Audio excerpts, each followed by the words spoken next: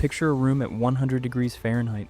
The fan is running, has been running for hours, and all it's doing is pushing the same hot air from one side of the room to the other, like rearranging furniture in a burning building. Meanwhile, the electricity bill sitting on your kitchen table is already telling you what last month cost, and next month will be worse. Now, what if there's a method that costs nothing to run, uses physics that engineers documented over a century ago, and works better in the conditions where your fan is most useless? There is, and the cooling industry has every reason to hope you never put it together. The physics of phase change.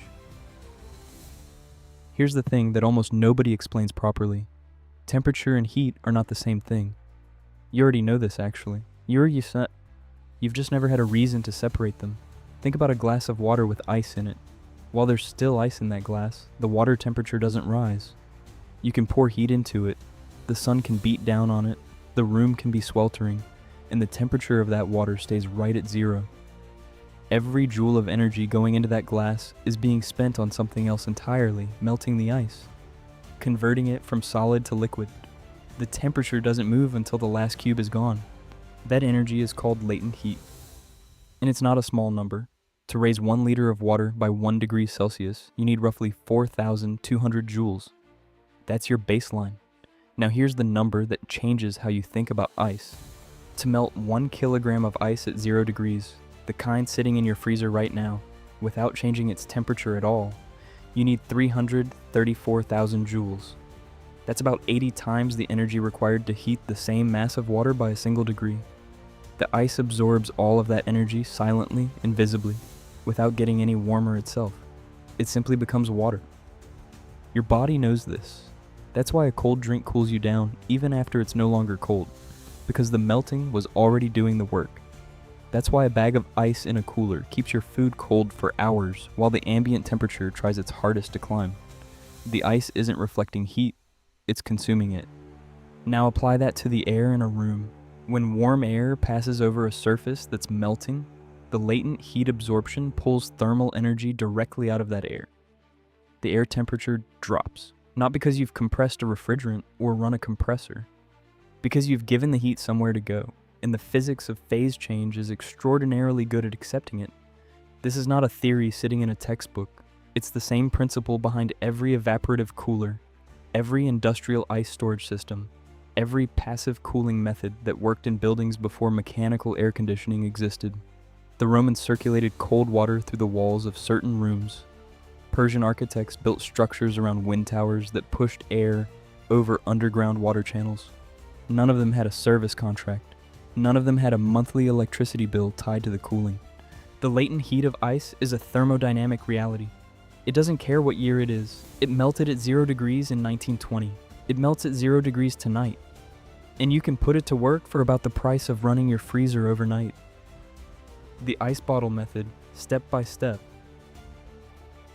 You'll need plastic bottles, water, a freezer, and a fan. That's the whole list. Fill your bottles about 3/4 full.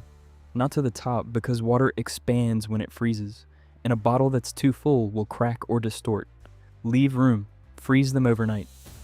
In the morning, you have what is essentially a dense block of latent heat capacity, ready to spend itself on the air in your room. Place the frozen bottles directly in front of your fan. Not to the side, not nearby. Directly in front, so the airflow passes over the surface of the bottles before it reaches you. The fan is no longer moving hot air around. Now it's got a job. It's forcing warm room air into contact with a surface that is actively absorbing heat from the air. The air that comes off the other side of those bottles is cooler. Meaningfully cooler. 2 or 3 2-liter bottles will give you a noticeable effect in a small room. For a larger space, more bottles, or a rotation system where a second set is freezing while the first set is working, extends the window significantly. The detail most people miss is placement height. Cold air is denser than warm air, so it sinks. If your fan and bottles are sitting on the floor, the cooled air drops straight down and pools there. Put the setup on a table, at roughly chest height when you're sitting, and the cooled air reaches the part of the room where your body actually is. That single adjustment changes how effective this feels. Bottle shape matters too. Wider, flatter containers have more surface area exposed to the airflow. which means more contact between the air and the cold surface per second. A 2-liter bottle works well. A wide, shallow freezer container works better. The physics rewards surface area. And here's the honest limitation, because anyone selling you something would skip this part. This method works best in low humidity. When the air is already saturated with moisture, the rate of heat transfer slows. In a dry summer heat, the effect is striking. In humid coastal conditions, it's still real, but more modest. The physics doesn't lie, and neither should the explanation of when it applies. Why the cooling industry ignores low-tech solutions. Follow the money and the pattern becomes obvious. A residential air conditioning unit costs between £500 and £3,000 to install. Then there's the annual service contract, the refrigerant recharge every few years, the replacement unit when the compressor fails, typically somewhere between 10 and 15 years in. One household, across the lifetime of a single system, represents somewhere north of £10,000 in total spend. That's before you count the electricity. In the UK, running a portable air conditioner through a warm summer adds roughly £150 to £250 to your energy bills. In hotter climates, that number doubles. Now compare that to a method where the only ongoing cost is the electricity your freezer was already using anyway. There's no installation fee, no refrigerant, no service visit, no replacement cycle, no subscription to anything. The bottles cost nothing, the physics is free. And crucially, nobody earns a margin on any of it. This isn't a conspiracy requiring smoke-filled rooms. It doesn't need to be. Industries don't suppress inconvenient knowledge through active deception. They simply don't fund it, don't promote it, don't include it in the conversation. Manufacturers don't write blog posts explaining how a frozen bottle and a fan can reduce the felt temperature in a room by several degrees.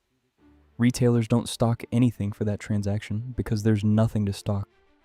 The knowledge sits in physics textbooks and the lived experience of people who figured it out themselves. And it stays there because the economic infrastructure built around mechanical cooling has no incentive to move it anywhere else. Think about what gets advertised during a heat wave. Every major appliance brand runs promotions. Every energy comparison site talks about running costs, as though the only question is which electricity tariff you're on. The frame is always the same. You need a machine, the question is just which one. What doesn't get promoted is the option that predates the machine entirely. Evaporative cooling, thermal mass, passive airflow, latent heat.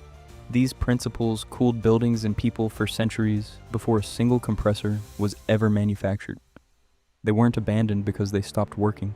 They were crowded out by a more profitable alternative, and the profitable alternative was so thoroughly normalized that the older knowledge stopped being passed on. The knowledge never disappeared. It's still in the physics. It's still in the chemistry of water changing state. You just weren't handed it with your electricity bill. You started this video with a fan moving hot air around a room and a bill telling you what that cost. The physics was always there. A kilogram of ice absorbing 334,000 joules of heat without raising its own temperature by a single degree. That hasn't changed. It worked the summer before mechanical cooling existed, and it works tonight in whatever room you're sitting in right now. Frozen bottles, a fan, chest height, surface area, low humidity where you can get it. That's the whole system, built from what's already in your freezer, running on physics that nobody can patent or meter or send you an invoice for.